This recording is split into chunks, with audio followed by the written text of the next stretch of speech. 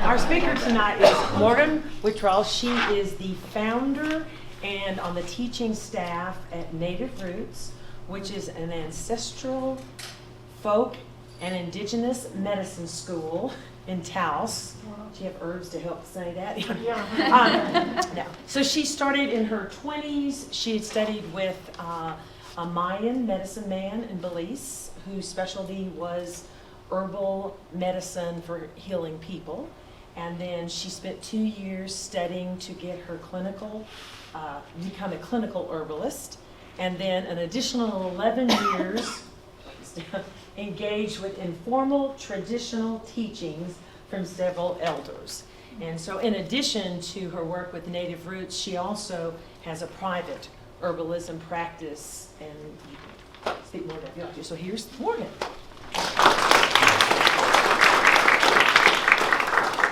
Good evening, everyone, and thank you for coming. I guess I was already introduced, so just want to tell you a little bit about who I am. I believe that you continue to learn until you are no longer. My passion is working with medicinal plants. I love to be outside, I love to garden. So I'm a wild harvester, I'm a gardener, maybe amateur farmer. And then I have a private practice working with herbs to help people in the physical, emotional, and spiritual ways. I also do sound healing and energetic trauma release. So I use medicinal plants for lots of things. I believe that you can use it for the physical things, whether it be a toothache or a spider bite or the flu. All sorts of physical things, but I also believe that they're really powerful when you have emotional things going on like anxiety, or maybe you can't sleep because you're emotionally grieving something. Whatever it is that you are dealing with, even if you have, there's an herb for everything. There's probably 50 herbs at least for every one thing you could think of. So my job is just to figure out what is the right formula for each person. I'd like to talk about some of the medicinal plants that grow, that are native to New Mexico, that you might find when you're walking around either on the mesa or in the mountains. If you guys have questions, I'm happy to answer any questions. I'm also available at any point if you want like a more in-depth. If you have health questions and want to save that for another point, you can always schedule a time to talk about those things. And also, if you guys are curious, I also feel that the weeds that come up in our gardens are very medicinal. So if you're curious about talking about that, we can talk about any plant in particular that you might want to talk about. We'll save some time at the end for questions, I believe. And I put some photos up of things, which, let me get them up. Who knows what this one is?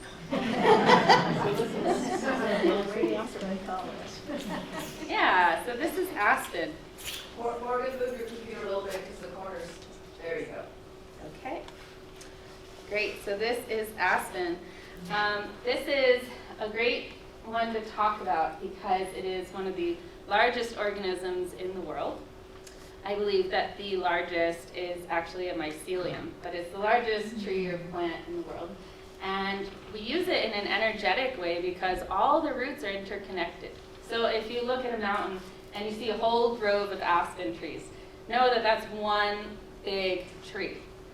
Often in an energetic sense, we'll use it to connect to community. Maybe some of us are feeling disconnected, alienated, isolated, like the world's gone mad, or our town's gone crazy, or we don't quite know how to connect in a good way.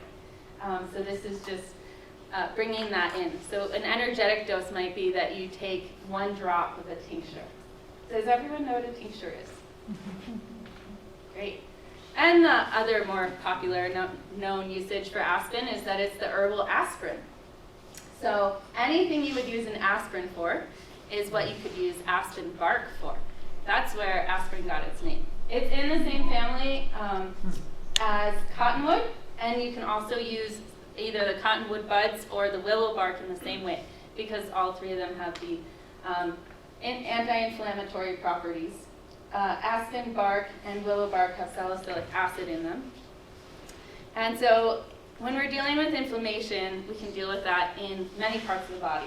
Whether it's allergy season and our sinuses are bothering us, or we have a sprain or a sore muscle from doing something, Aspen will know where to go in the body and work with that pain. It also reduces fever. Does anyone else know of a common plant around here that reduces fever? Chamiso? Yeah. So sagebrush or chamiso, actually. A lot of people confuse chamisa with chamiso. Chamisa is rabbit brush and chamiso is sagebrush.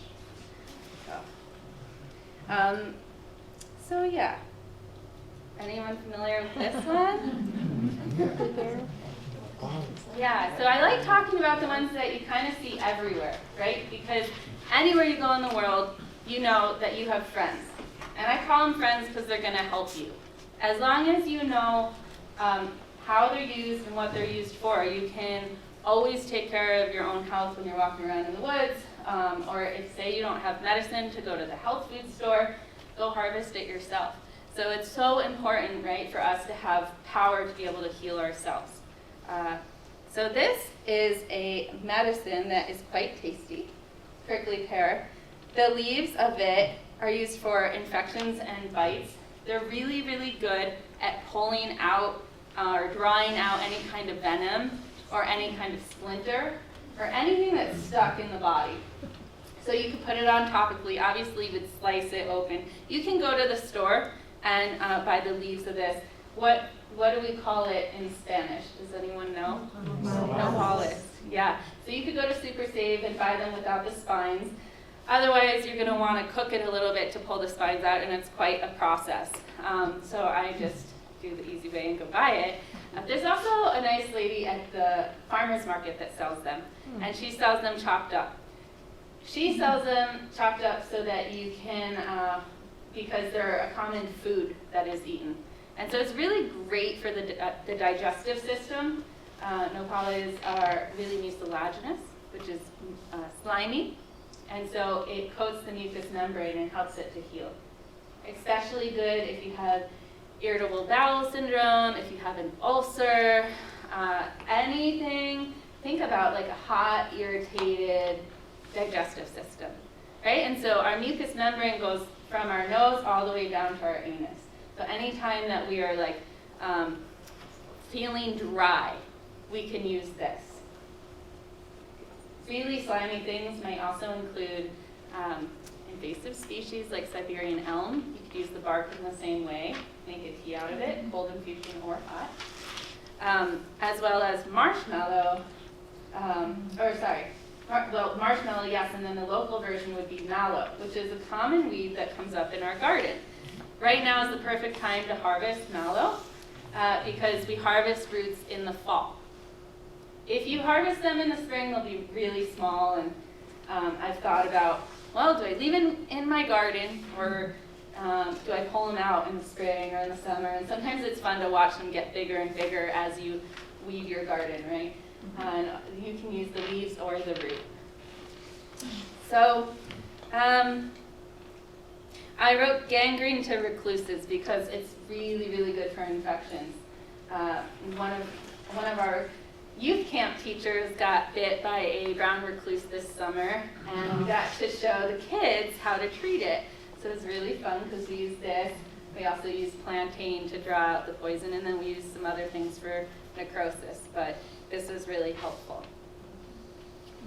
Plantain might be another thing that comes up in your garden as a weed. I really highly recommend leaving that in your garden because it works really well fresh. If you dry it, it's not as effective.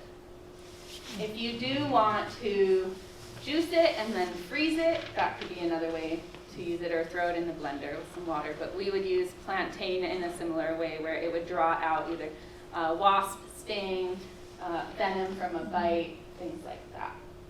On the plantain, is it the roots or the leaves? The leaves. There's pictures of those? Pictures of plantain. But the one way to identify it is when you pull the leaf off, you'll see two almost like threads that look like dental floss. And that's how you know it's plantain. So there's quite a lot of varieties of plantain. They like to grow near water. I could probably pull up a photo if you guys would like to see one.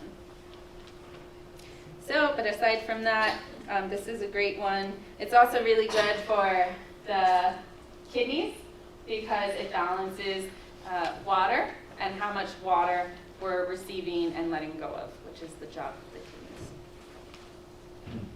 Really good to balance blood sugar as well. So I would say, I wrote down that it's good for blood sugar.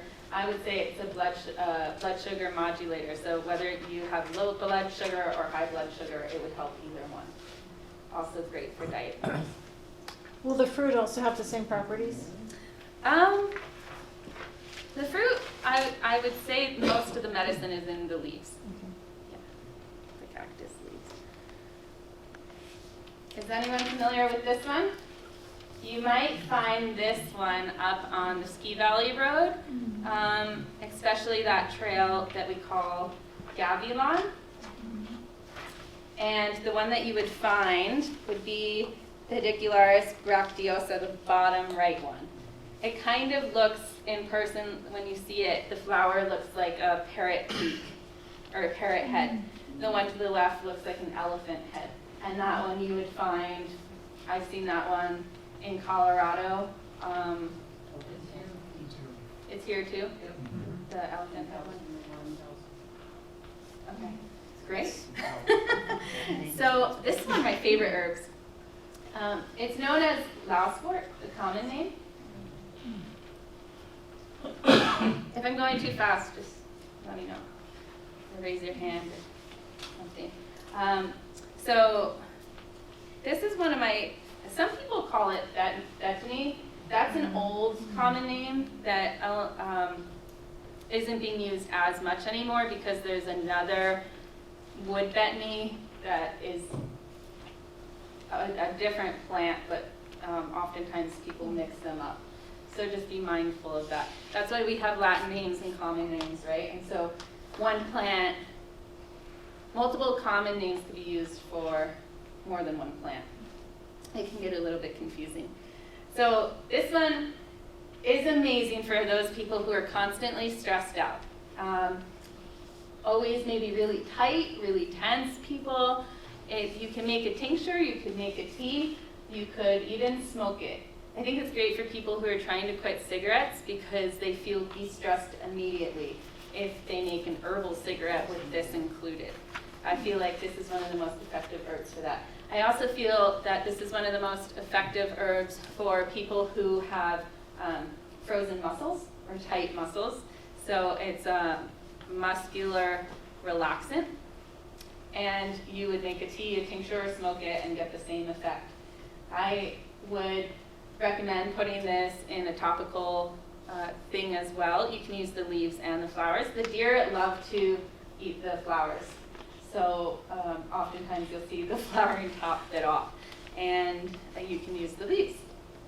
You could use it if you have a frozen muscle. Often I think about like frozen neck or back pain for this plant.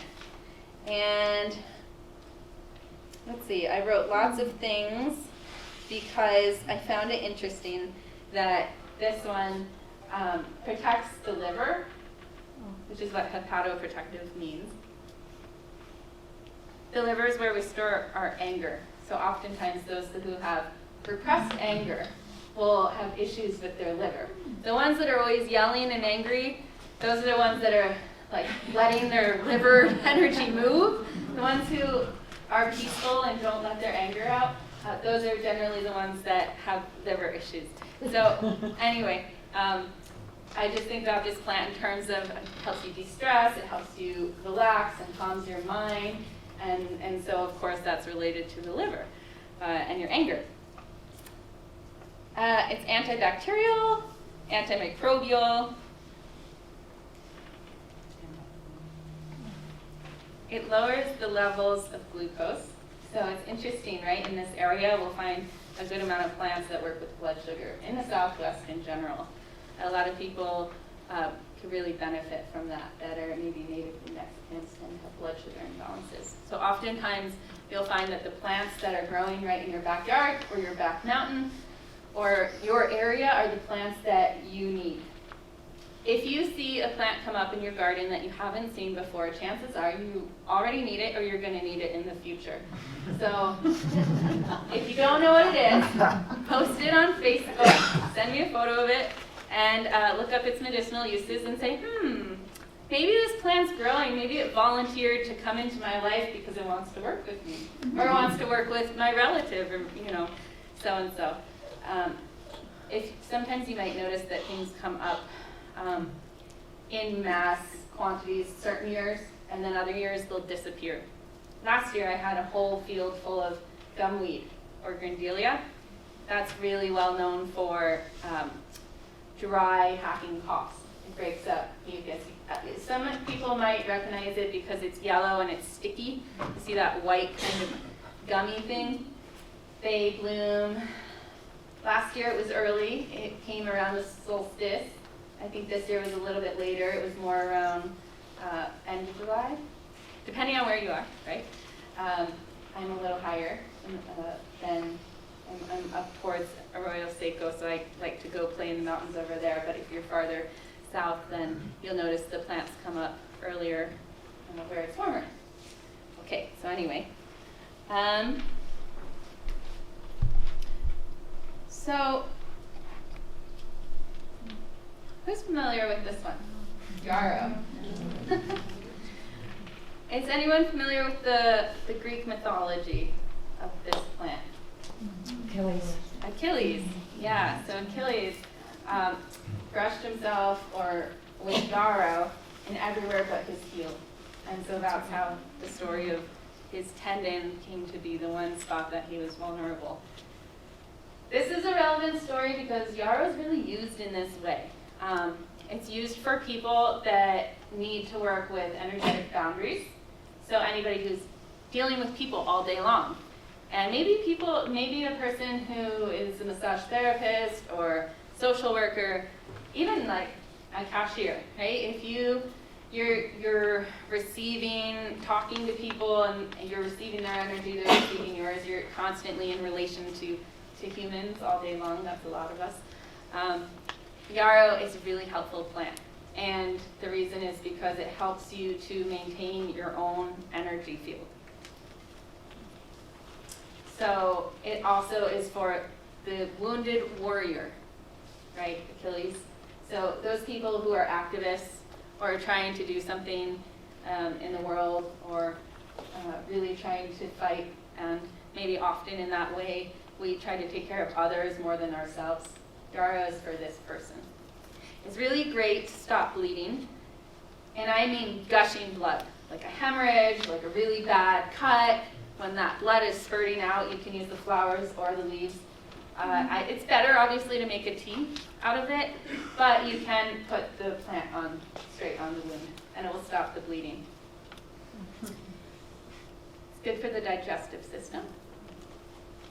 So you can add it to your prickly pear combo. Is any yarrow effective that way? Like I've got the red yarrow. I think that the native yarrows are more medicinal. There are some wild yarrows that are pink, and I would not use any yarrow that was from like a nursery, the red and yellow ones. I'm not exactly sure what their medicinal potencies are. Yarrow grows everywhere. It grows high in mountains, in the meadows, along the coast, by the water.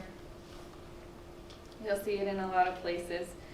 So it's also really great at controlling or regulating temperature and working with the blood. So it can increase blood flow if you need it to. And it somehow knows how to do both at the same time. So that's what we call a modulator, right? So it modulates blood. If we use it when it's hot, it can help induce sweating. Really great for fever. So you might mix it with the sagebrush, and it will help you. So oftentimes when you have the flu, you want to break into a sweat. You don't want to, you want the fever to break so that your flu can move on. If you don't get it to break, sometimes you don't heal correctly, or it continues to go longer. So think about things like that will help you sweat, that will help break your fever. Excuse me, is it primarily the flower or the whole plant? You can use the well, you could use the whole plant. But But- even the root, because I mean it grows everywhere. Yeah. But would you just, when you want to dry some for tea later, the whole plant? Or I would just do the leaves? the leaves and the flower. Oh, Yeah, I would leave the root, although the root is medicine too. yeah. Yeah. It comes up, if you try to pull the flower off without holding the rest of the plant, you'll uproot the whole thing. Right. So it's good to go out with some kind of clippers or scissors and harvest flowers. What is the shelf life of that? I mean, if you were to pick some and dry it, how long will it contain its medicine? So usually flowers and leaves, if they're stored in a glass jar in a cool, dark, dry place, once they're dry, not when they're fresh, will last up to a year. And after a year, they will still be good medicine, they just will start to lose potency. If you tincture something, it means you make a liquid extract. So you can put some herbs in alcohol, and those will stay good forever. Although usually they say 10 years. Yes? I asked Yarrow when I bought my house, it's under a plum bush, it's not getting any sun at all. It's white.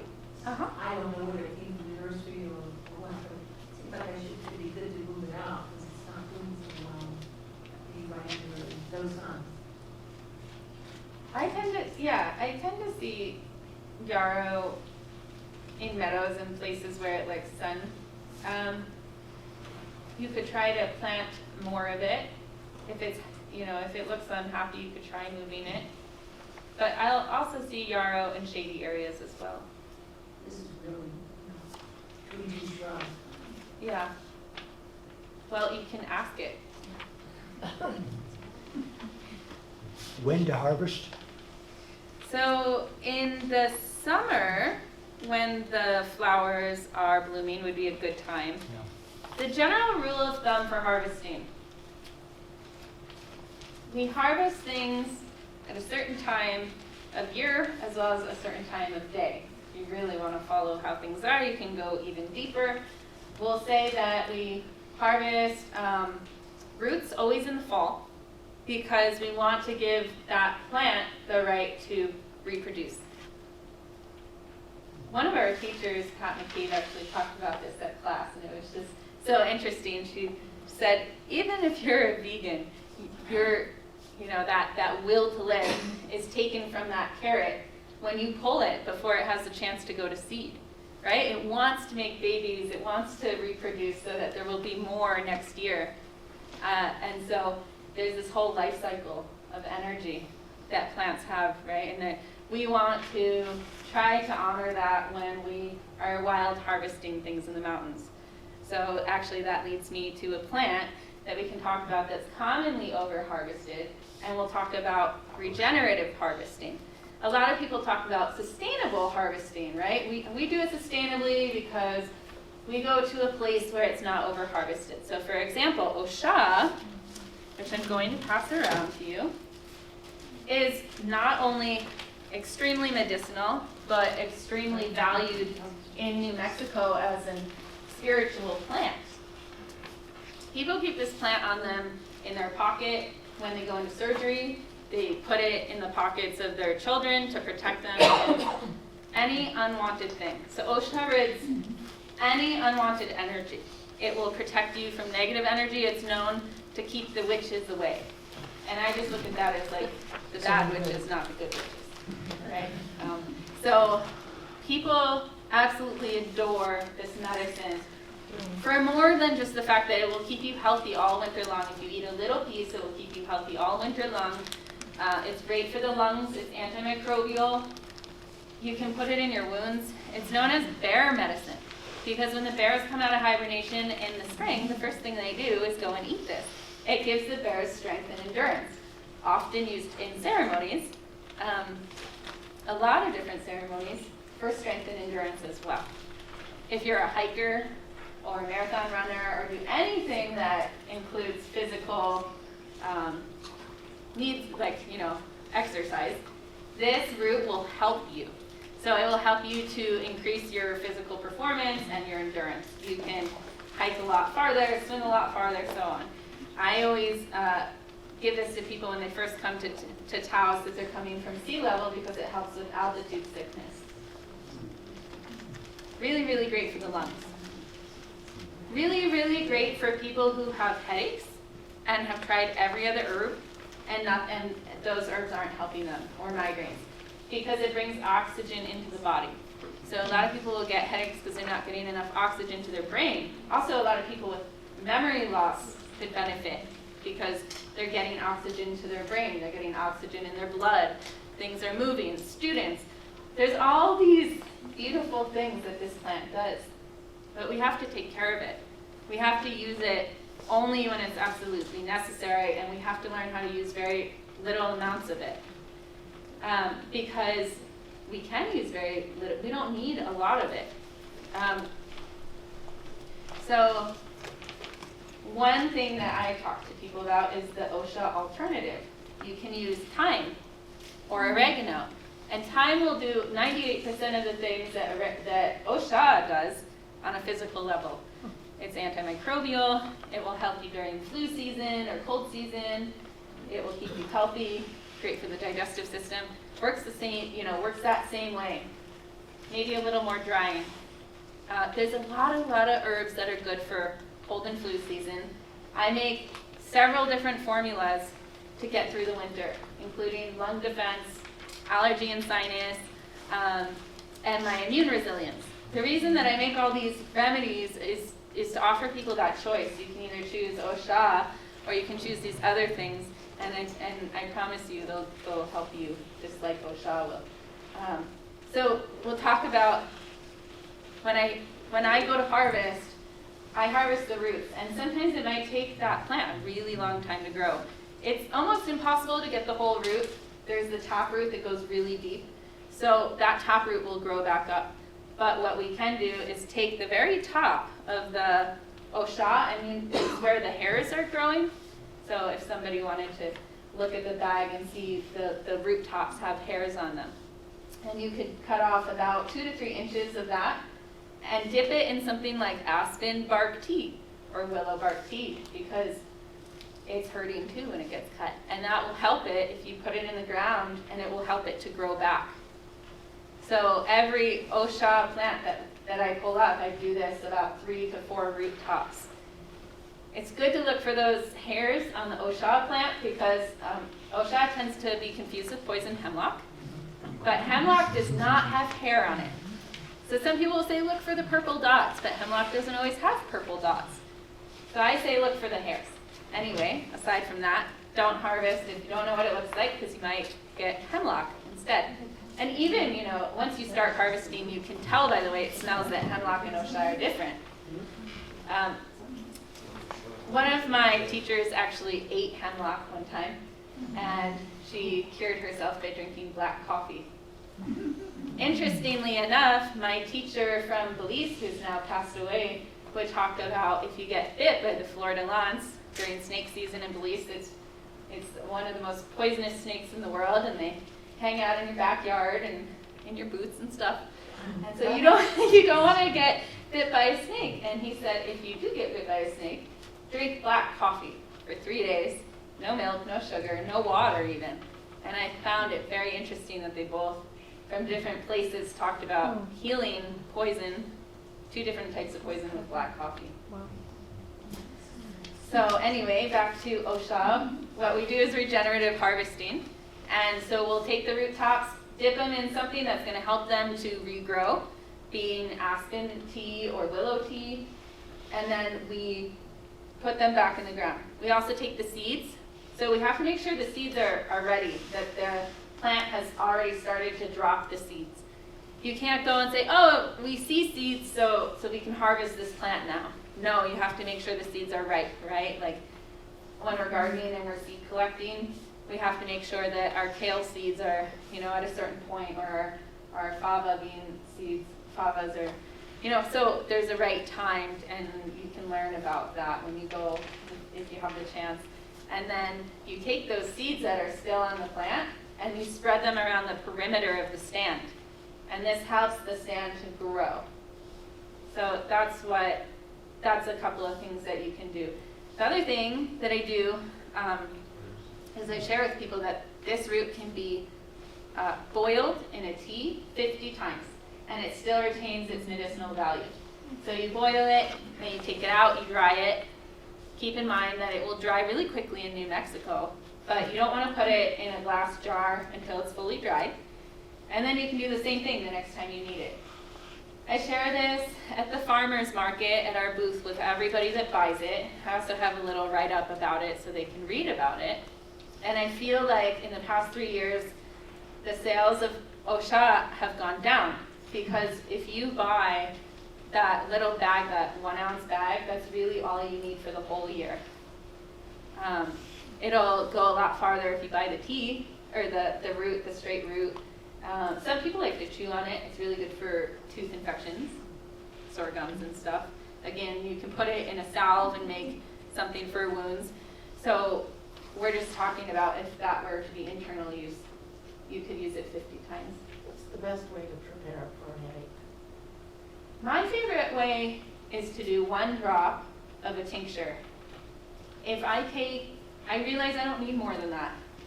I got exposed to black mold, and it was after a few months. I was having so many health issues, and one of them was ongoing headaches, and that was the only thing that helped me.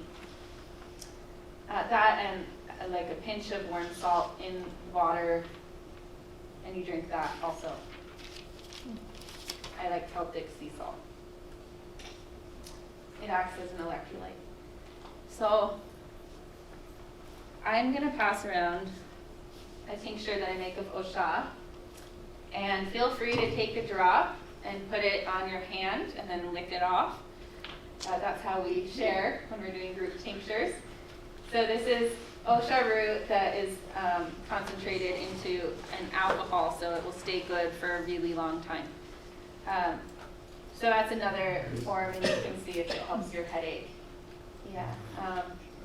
So in the fall, once the seeds have dropped, or once the seeds are ready to go into the ground, and that plant has had a chance to, have babies, and that's when you harvest roots. You harvest flowers and leaves during the daytime when the sun is out, and you harvest roots in the morning when the sun has not quite come up yet. The energy of the plant is going to be in the roots in the evening and in the morning when it's cool, or on a cloudy day. That's when the energy is in the roots. Would you say that again so I can write it? Yeah. The energy of the plant moves throughout the day according to the sun.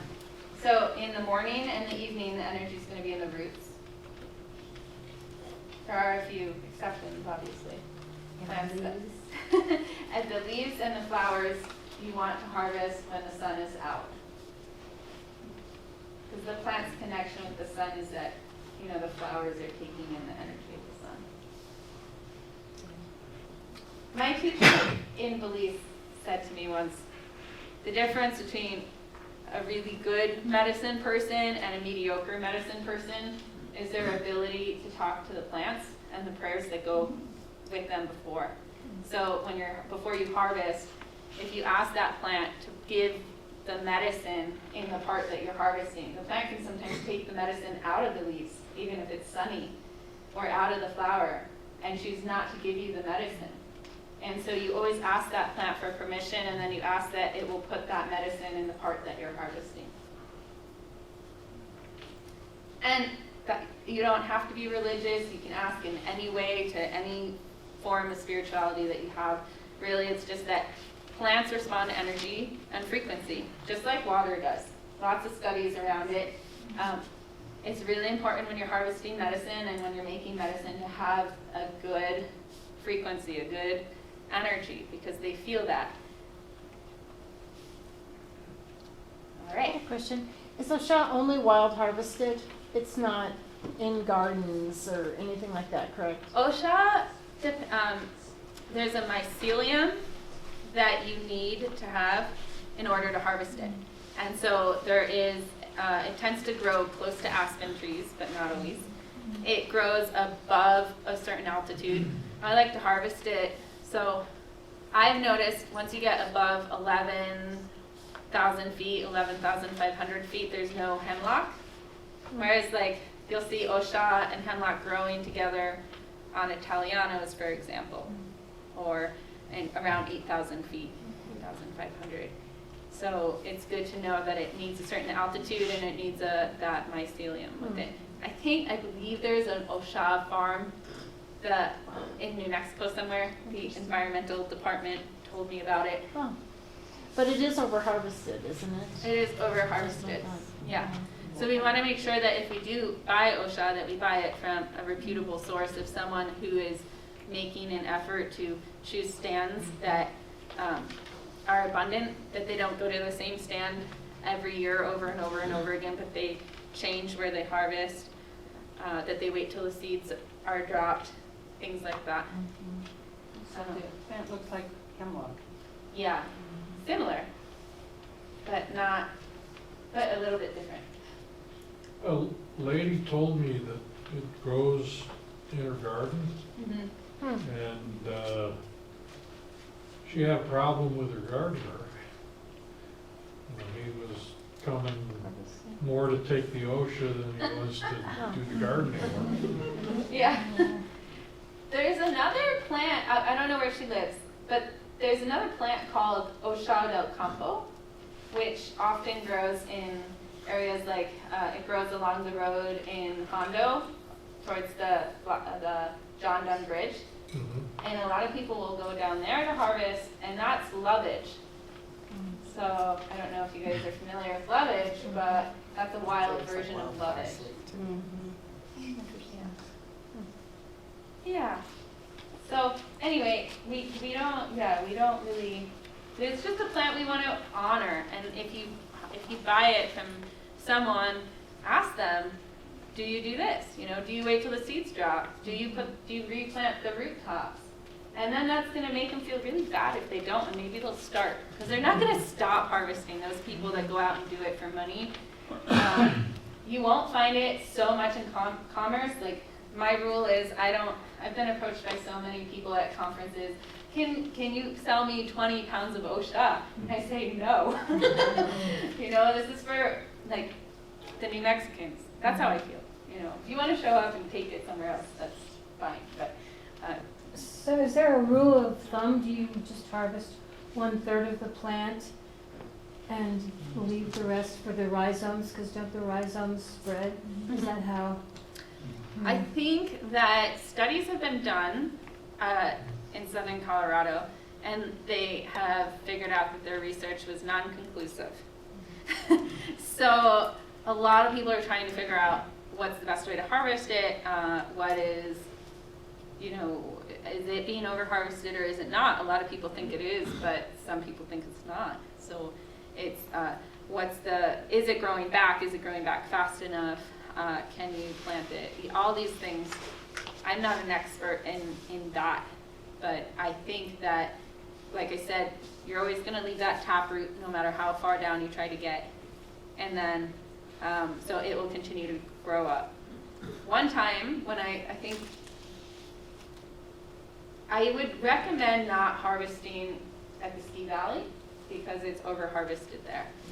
You can tell people will, if you harvest it and it looks like a big leaf and it's an old plant, but the root was thick, and then at the very, like when it first grows back, the part that was cut off, it will grow really thin to get to the surface. and then it starts to go out from there. Okay. Back to our slide. Oh, I'm gonna pass around aspen bark. I guess we'll go the same way.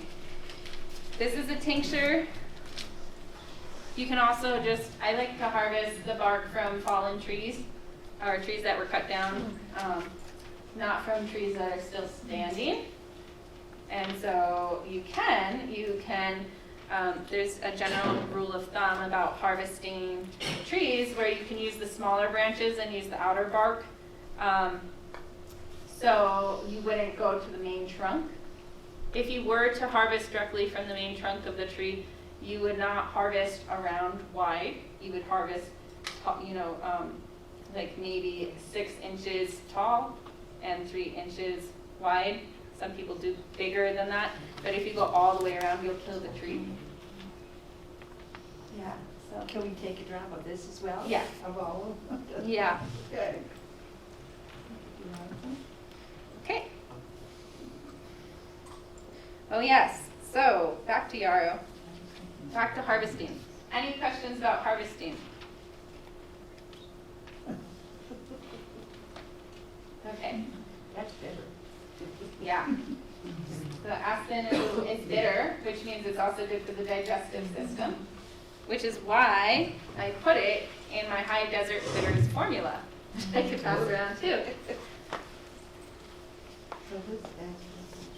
So the bitters formula that I'm passing around has juniper, sagebrush, aspen, and orange in it. It's really good for the digestive system, really good to get rid of parasites, lower cholesterol, and balance blood sugar, and is made of a bunch of local plants. So we'll get to, you know what aspen does, we'll get to juniper Local here soon. Oranges? Sorry? Local oranges? No. No, but it's, you'll notice the bitters kind of has a taste of gin because it's made with juniper. So if you're a gin drinker. Okay, so back to Yarrow. You can, Yarrow is also bitter. It should be in that formula. Maybe one day I'll add it. But you can add it to your salads and eat it like a food. You can make a salad with that and with dandelion flowers, some purslane that's coming up in your garden, really good. Purslane is really high in omega-3s. So you can make a full local salad. I think in this country, we're not very accustomed to the bitter flavors. However, bitter flavors are really good for the heart. They're really good for stimulating gallbladder bile, which then helps to secrete the digestive juices that are going to break down your food, or enzymes. So we want bitter, especially before a meal. We want to work with bitter if we have heart issues, or if we have blood sugar imbalances. So bitter is a flavor that I encourage you to practice working with. So get used to tasting things as you walk around your garden, as you walk around on a trail. Taste yarrow, if you know what it looks like. Yarrow is called Plumajillo in Spanish because the leaves look like a feather. Also another connection to energetically cleansing, right? Because feathers are also used as a energetic filter, just like yarrow. So another connection. Again with the digestive thing, diarrhea, dysentery, cold. If you make a cold infusion out of it, you would just pour boiling water on it and let it cool, or sorry, that's a hot infusion. If you made a cold infusion, you would just let it sit in cold water for a long time. And then you could strain it out. And this is really good for the liver, the digestion, the GI tract, and the mucous membranes. So it has different effects if you make it a hot preparation versus a cold preparation. What would you consider nasturtiums? Does it have a box of flour? Nasturtiums, a little spicy. Are they bitter as well? I mean, I wouldn't consider it bitter. Everybody has a different bitter threshold. Some people can handle bitters way better than others. Aspen's bitter. Aspen's bitter. I would say nasturtium's more spicy. That's good. Yeah. Okay.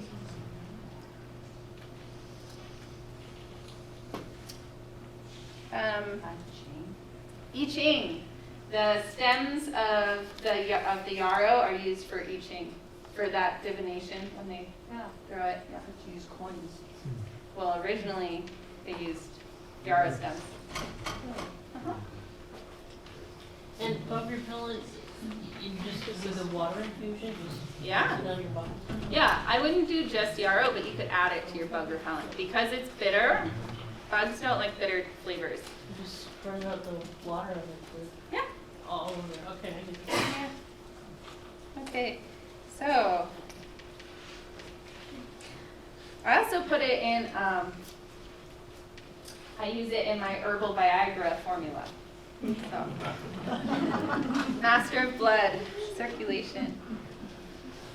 Sorry that some of these photos are a little blurry up there. This is uva-ursi. Right now, this has red berries under it. It's a kind of like a ground cover that you'll see in the mountains growing, really low to the ground. Really, really lovely plant. It's my favorite in a formula for urinary tract infections. Great for, so anytime you think urinary tract, you think kidney and bladder, right? Yeah, it's really good for all infections in general. I like to use E. coli and staph as an example because those are scary infections. Most people run to the doctor. I have an infection, right? And then they take antibiotics, and maybe those antibiotics have nothing to do or have no success rate.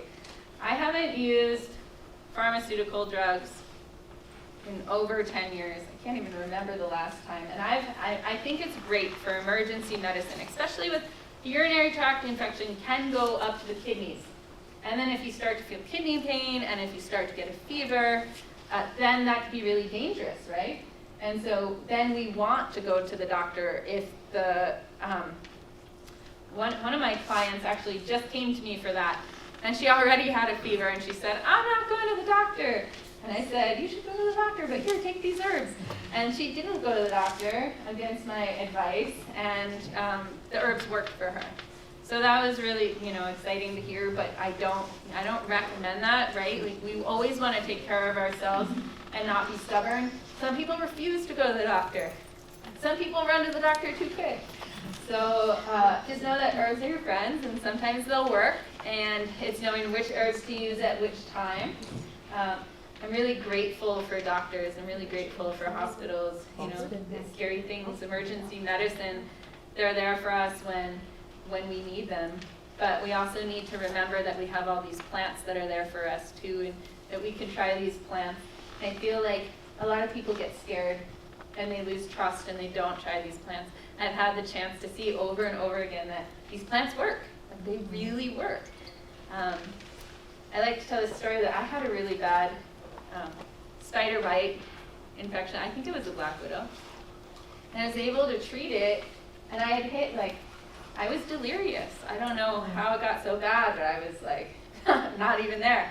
But I was able to find medicine and treat myself, and I didn't have to go to the doctor. And then after that, I knew how to treat spider bites. So I'm really, really grateful sometimes to have these experiences where things can feel scary. So again, urinary tract infections, staph, E. coli, this is really great. Uva-ursi is a really great medicine for Is that this. what you use for the spider bite? I didn't. Oh. How did you cure your spider bite? Well, it's a funny story because I was not at my house and it came on really quick and I was trying to treat it and I didn't know it was a spider bite until it took me a while, and then I felt the venom traveling up my leg, and I was trying to go whitewater rafting. I headed towards the south of town, and I had this Australian in my car, and she didn't know how to drive on this side of the road, and all of a sudden I hit this point where I was like, I don't know where I am. I am so out of it. It came on me like crazy. I went to Taos Herb Company. I got some bentonite clay and some other things I don't really remember, and I thought, well, I should probably go to this herbalist's house, but she's really far away, and this woman doesn't know how to drive. And I went to urgent care, and I stood there for about 5 minutes, and I said, what am I doing here? And I turned around, and I drove to my friend's house to put on this bentonite clay, and I ran into a rainforest herb that she had in a pot, which some of you might know as mother-in-law's tongue, or devil's tongue. And I said, oh, my friend, of all the places you could be, you happen to be at the one place that showed up right now, and I need you. And so that plant's used in the rainforest for snake bites. So I just sliced it open the skinny way, and I put that on topically. And that plant is used for infections of the bone and for fevers. And it clears out poison. So I started with that. And then I did some other things as well. So let's just say in general, if it were legal, one of the best things that you could ever put on a spider bite would be peyote. So, yeah. The buttons or the leaves? The buttons. You could slice it open and put it on topically, and it will dry up like a potato chip.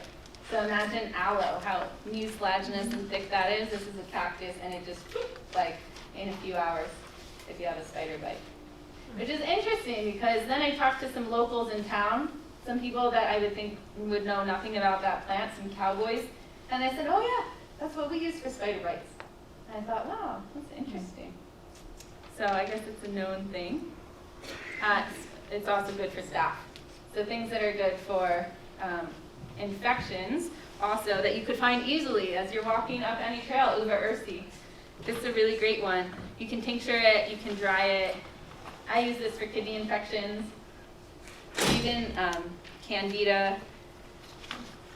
So kidney stones, high blood pressure. Oh yes, we have chemicals, including arbutin and hydroquinone. I don't know how to say that. You can put it in your smoking blend along with the pedicularis, known as kinnikinnick. Great. Another really great one for infections. Who's familiar with this one?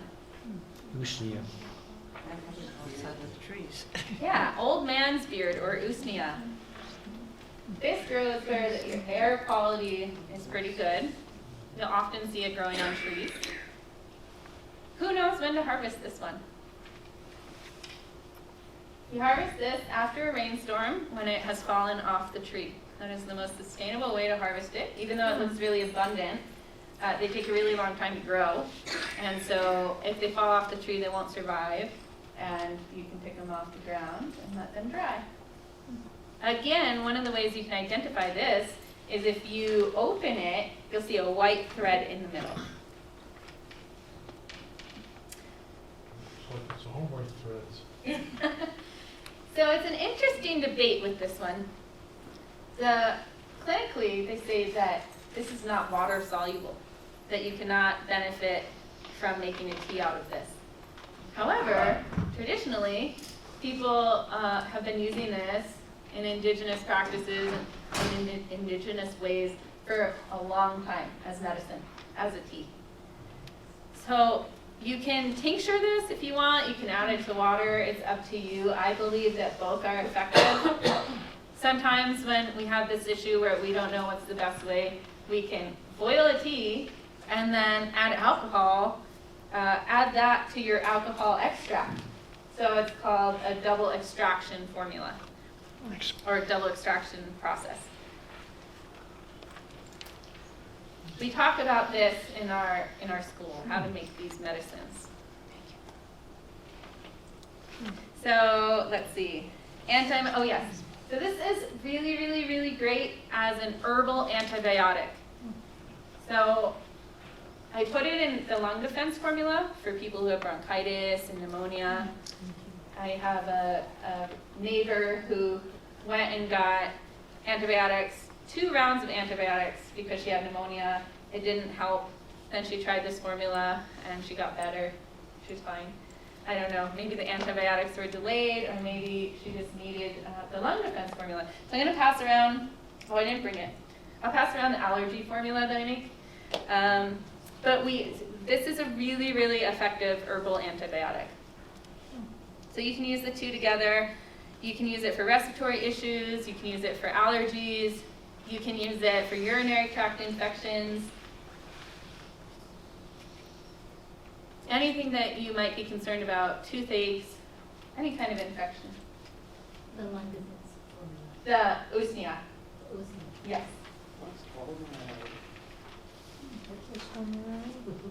What did you say? What does vulnerary mean? Oh, vulnerary. So vulnerary is topical.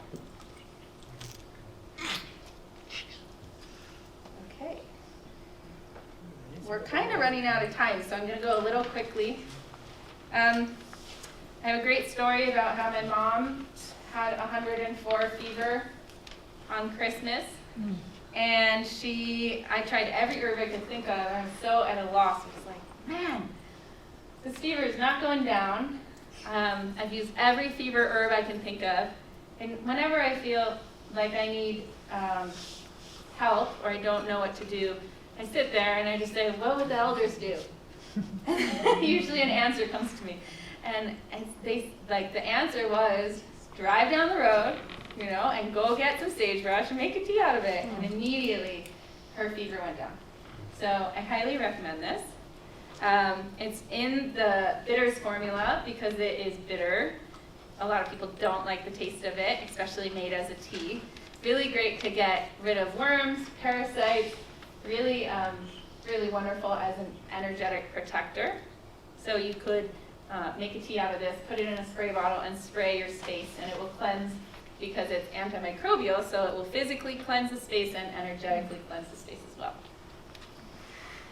You could add it to your cleaning formula if you do like the smell of it. Let's see. Really great for colds, for sore throats, for pneumonia.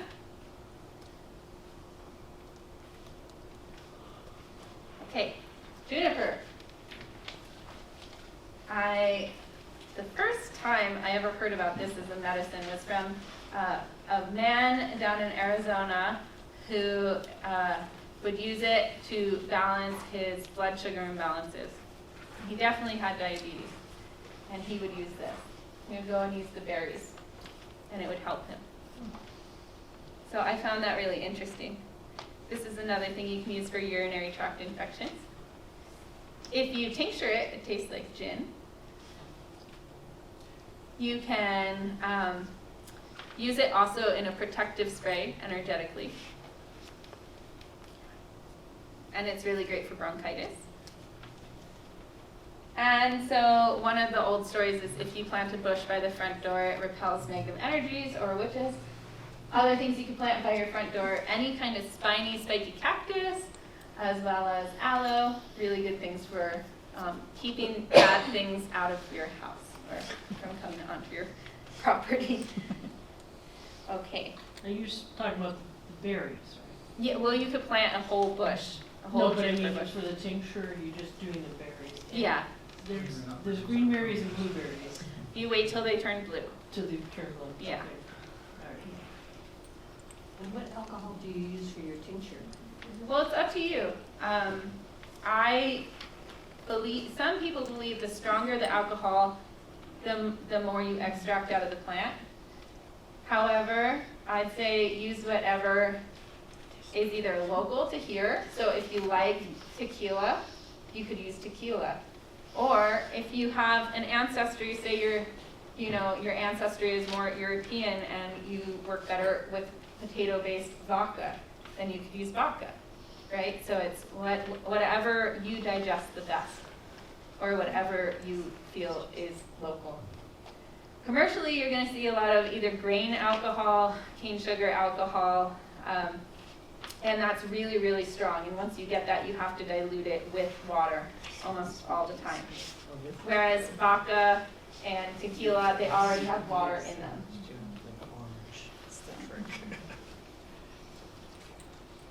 Morgan, Yes. I've been holding on to this question for a while.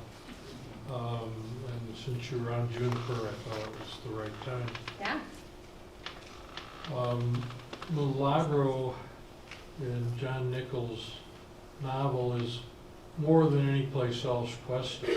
And I live up by there and have, among other things, gotten the domain Milagro Gin. And I'm hoping to start up a distillery there of some size. And I'm curious, you know, I want our slogan to be from forage to flask. You know, because we can get the juniper off the mountains and, you know, off the mountains. And I'm curious, what would be an ideal botanical set for Milagro gin to prevent hangovers? So you would want the hangover herb in the gin itself?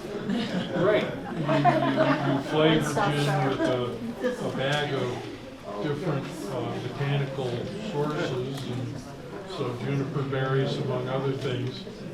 And you know, if people wanted to be able to drink this gin and feel fine in the morning, what would go in the botanicals?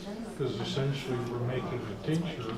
Yeah. So you're going to drink this tincture. You know, what makes it less likely that you'll feel any ill effects? Well, I could definitely formulate something for you. But if you want just a simple herb, I might recommend kudzu root, which... Well, is there any kudzu growing in Taos County? Is the question, No. because No. I want this to be You want to see a local? Yeah, and preferably native, you know, Yeah. not to start growing kudzu. Well, it's interesting because hangovers often are a combination of inflammation and swelling from the brain, and then your liver's ability to process alcohol, right? So blood cleansers, things that are good for the brain. So you could add a little bit of rosemary, although that's not native. Let's see. I mean, OSHA? you wouldn't want to add OSHA because Yeah, it's because there's... over-harvested. Right. Milk thistle. You could add any kind of thistle. Yeah, it wouldn't even A lot have of to be. thistle around. Yeah, you could add thistle for the liver aspect, and then I mean you could try sagebrush as a bitters, as a digestive. I'd have to think about it. Okay, well, we'll talk. Yeah. Yeah, rose hips are going to be high in vitamin C, so that might help. And no rose hips. They taste semi-sweet, depending on how you harvest them, but they're a lot to harvest here. They're small. Right. If you get the formula right, it really will be Milagro gin. Yeah. Well, let me think about it. Okay. So, juniper, long history, a long history, really sacred plant. Something to just sit next to, taste, get to know. Really grows abundantly. Piñon. All right, so piñon is really, I add piñon nuts to my Nutty New Mexican hot chocolate blend. I can only find one guy who does them without the shell in New Mexico. A lot of people bring in deshelled piñon from China. So I also find that it takes a lot of patience to crack the shell when you put them in your mouth, and I just want to eat the whole shell. But that's not good for your gallbladder, so don't do that, or only do it for a few of them. And so anyway, we'll talk about the sap, because the sap is really where it's at medicinally. You put the sap on topically, or you can add it to a trementina salve, which is a salve that's traditionally used in New Mexico for a million different things. Often it's pine sap mixed with some kind of animal fat, usually traditionally lamb fat, and made into a salve. These days we use beeswax and olive oil, but you don't have to do that. And pine sap, some people will add a few other things to it. But you would take this, and you can use the sap from a normal pine tree, as well. Sometimes ponderosa pines or what have you. I noticed a lot of ponderosa pines have that sap too. And so it dries, it turns into a resin, and then if you want to break up that resin, you can try to blend that in your blender with some kind of oil, but it will ruin your blender. You'll never get the resin off. You can try to do alcohol. And so this is really great for wounds, splinters, any kind of sore muscle or pain. Really great thing to add to your topical pain formula. So, excuse me, so the resin, I mean, yeah, it's like a little rock. Yeah. Can't you like, I don't know, maybe with a hammer, put it in a towel or something with a hammer and pulverize it and then put it into your cells? Yeah, definitely. You can use a grinding stone. You can, any way that you can break it up. I just put it straight in my oil. The little pieces. But the more surface area you get, the stronger it's going to be. What kind of oil do you put in there? Olive oil, any kind of oil? Any kind of oil. It's fine. Yeah, some people use, should talk about this. So whatever you're putting on your skin, you're receiving that, right? So when we talk about some people use rubbing alcohol for topical things. Because it's not edible, I don't recommend using that topically on your skin. That's my opinion. Other people say it's fine. I mean, it's just like us not using, there's chemicals in our laundry detergent, so it's just how deep do you want to go on it? Okay. DMSO? DMSO is a carrier, so if you use that, you don't want any kind of, you have to be completely clean, because anything on your skin is going to go in with the DMSO. So that's a tricky game. What kind of soap did you use before you put that on, kind of thing. Okay, so cuts, bites, boils, and burns, splinters, pains, or muscles. We're gonna go, soya. So we'll skip that one. Arnica. Does everyone know about arnica? Yeah. A lot of questions about that. You have questions? Okay. I think we have about 10 minutes left. So Can it grow? I live about 7,500 feet. I'm trying to grow it. And I know you have to go through a process of stratification, but also how should the soil be, highly microbial, very, cultivated, or does it like sandy, lousy soil? And does it like to be on a mountainside? I mean, I'm just open. I have no idea how to cultivate it. I'd love to get it growing. I have seeds. Arnica likes to grow at high altitude. Okay. What altitude did you say you were at? 7,500. So too low. I don't know. I've never tried to grow it personally myself. Oh, you have? No, I always go and wild harvest it, and I usually go to a higher altitude than that. But you could look it up and see if it will grow that low. Yeah, I'm not finding too much information on this one. Why I was going to ask you, but where do you go harvest it?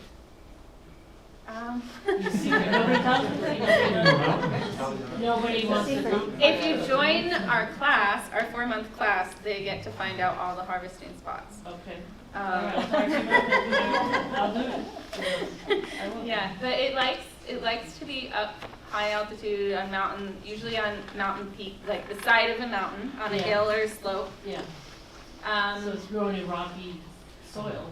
I think it tends to like to grow under trees as well as in meadows, and I have not seen it too crazy. I mean, it likes shady areas and would not say it likes soil, sandy soil. Okay. It more likes that like rich forest floor. Okay, but shady. Shady. Where I've seen it growing abundantly, it's shady. Okay. But some people will find it in more open, sunny areas. And it likes spots that get water. So don't go to the mesa to look for it. Okay, all right. Okay. I want to thank you for bringing to everybody's attention about honoring the energy or the spirit of a plant before harvesting. And I'd like to add a little comment to that's part of creators doing. But with roses, they were created in ancient times through alchemy by the Persians. And instead of the whole plant having a spirit, each rose flower has a spirit and can be used for energetic healing for people. That's incredible. Thank you for sharing And I learned that. that through a medicine woman. One of our teachers at our school, Tonita and Rita, does a cleansing with roses. And it's very interesting because some people really feel the energy of a rose, and a rose will bring joy into your life, right? So if you're dealing with not feeling joy, you can use it internally. I mean, it's got a lot of properties to it. Rose family astringents, you can think about that. There's a lot of things in the rose family, and they're astringing to the tissues. However, when you use them on that energetic level, any kind of rose I've noticed, if you connect in a completely different way, it can be really powerful. Anytime you're dealing with like joy between family members or lack thereof, or allowing yourself to feel joy, it's a really, really strong practice to do a energetic cleansing.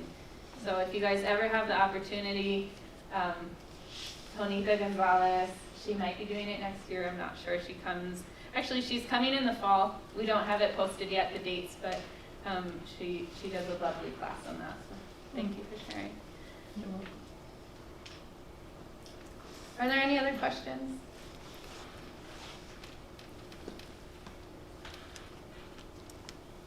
Okay. Yeah, arnica, really famous medicine for inflammation and bruising. Also used homeopathically for shock and trauma. So homeopathics don't work at all if they're the wrong one for you, right? But work really, really strongly if they're the right one for you. Flower essences are the same way. It's easy to go to the store. The first time I ever touched a homeopathic, I had heartburn. I grabbed the one for heartburn, and it didn't work, and that was it. I decided they didn't work. This was a long time ago. And my friend was studying homeopathy and sat me down and said, there's 15 different types of indigestion. We'll figure out which one you have. She asked me so many questions. At that point, the doctor had told me that I needed to be on prescription antacids for the rest of my life. And I was like, no way. And I took, it was interesting, Arsenicum album, a homeopathic related to traveler's parasites as well. I'd also gotten Giardia before that. Everything's totally interconnected. And I didn't need any, and I didn't have indigestion or heartburn after that for a month. I'm taking it one time. So that was pretty powerful.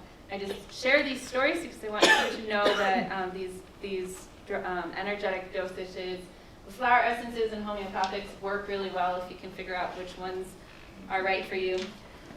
So arnica I use as in a homeopathic way for people who are going through shock or trauma. A lot of people who are dealing with maybe they lost someone in their family.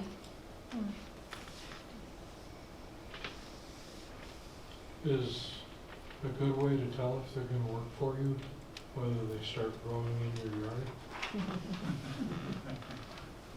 It wouldn't hurt to try. Arnica is not something you want to take internally as a tea or a flower. You only want to use arnica topically unless it's in homeopathic form because it will burn your insides. A lot of poisonous plants you can use in homeopathic dosages, including aconite or monkshood. It's that really pretty purple flower you'll see. Totally poisonous, but amazing for people that have, in homeopathic dosage, for people that have panic attacks, fear of death, especially fear of death after somebody they know died, things like that. Okay. Who has arthritis or joint pain in this room? Raise your hand. this is your plant. This plant will change your life. You can buy it commercially as Solomon seal root, but interchangeably and locally wildly growing false Solomon seal root. There's 3 different varieties here. Lots of different common names for them. I do that close-up picture so you can see it kind of looks like a joint. This is really great for anybody with tendonitis, carpal tunnel. One time I was at the post office and the person grabbing my package had like a band, what do you call those black like wristband thingies? It wasn't a hard cast, but she told me she had carpal tunnel, and I had Solomon seal root powder in that box that she was handing me, and I just opened it and said, here, try this. And in 2 to 3 weeks is really when you feel the difference. So you want to take a 1/4 teaspoon to 1/2 teaspoon. If you get it powdered, you can just put it straight in your juice or your coffee. If you want to do it tinctured, that's fine, or you can boil the root. They grow, their roots are interconnected to, I'm sorry, I'm not a botanist, so I don't know the right terminology for this, but the roots will grow interconnected, so it will be like one root attached and then 2 plants popping up. So if you harvest in between the 2 plants, then you don't have to kill that section. So that would be the sustainable way of harvesting this plant. Again, it takes 2 to 3 weeks to work. I have a dear friend on the Pueblo in her 80s, and she would go to bed every night and pray, and her hands were like this. And then combining the Solomon seal root internally with and then I gave her the pain salve I make, and after a few weeks, she was able to straighten her hands, and then after a few months, she was able to get her wedding ring back on. Wow. And after 6 months, I think at first it was before the wedding ring, she was able to use a can opener. And so these were the updates I got from her. So I really, really recommend this. Anybody with a torn ACL, meniscus, any kind of joint problem. This grows up on some of the ski valley trails. It grows, you'll see them around. Try to harvest them if there's like a big patch of them, because when you're harvesting roots, it makes it harder, right? We want to be very conscious about that. Okay, and then just to end, this is Native Roots, and I'm just one of the many teachers. There's a lot of teachers, I think about 12 different teachers. We have a youth camp in the summer, ages 9 to 16. We have university accredited classes. We do a spring semester, January through May at the campus. Different teachers in the whole class. A 4-month program, May to September. And our classes are, herbal medicine, food as medicine, ancestral knowledge. Every teacher teaches a different topic. So if you guys are interested, you can check out the website. I'm going to pass around flyers as well as an email sign-up sheet. And you don't have to sign up, no pressure. And if you guys have questions, I'll be here. Do you have any experience with Datura? Yes, Datura is a great topical remedy for pain. It's also great emergency medicine for somebody who's having an asthma attack and can't breathe. So you would, one of our teachers keeps it in his first aid kit. He'll dry the leaf and keep a rolled cigarette.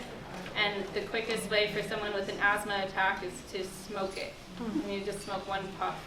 Or if they really can't get anything in, you blow it into their mouth.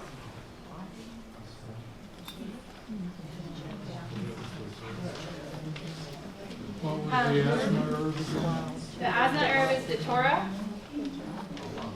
It's not listed on here, but you would, the quickest way to prevent someone from having an asthma attack, or if they can't get to their inhaler, is to have them smoke a little bit of it. You can also use lobelia as well. If you're having an asthma attack, you want to do a fresh tincture of the root, and that will vasodilate the airways. So it's really good emergency medicine. Well, thank you, Morgan.